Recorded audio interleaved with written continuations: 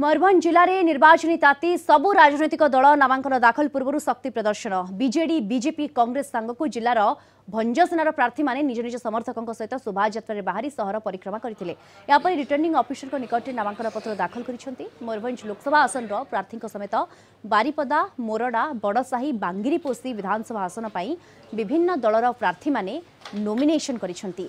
BJD सांसद प्रार्थी Sudam Marandi, BJP सांसद प्रार्थी नवचरण माझी, जेएमएम सांसद प्रार्थी अंजनी सोरेन, बारिपदा बीजेडी विधायक प्रार्थी सानंद मारंडी, बीजेपी विधायक प्रार्थी प्रकाश सोरेन, मोरडा विधायक प्रार्थी प्रीतिनंदा कानूनगो और बीजेपी प्रार्थी कृष्णचंद्र महापात्र प्रमुख प्रार्थीपत्र दाखल करिसेंती। माननीय मुख्यमंत्री दल तरफ व्यक्तिगत मो तरफ बहुत बहुत अभिनंदन शुभेच्छा देवी एवं भल कामना करुच्ची।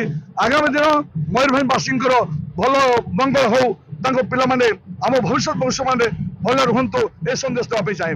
देखो जन समुद्र पलटि गला माने बारिपदार सब ट्राफिक जाम हो गला लोकंर उत्साह उद्दीपना बढ़ी एथर निश्चित रूप ओडिशा रे परिवर्तन हम। मोदी यशस्वी प्रधानमंत्री नरेंद्र मोदी क्राइज बहुत बढ़ी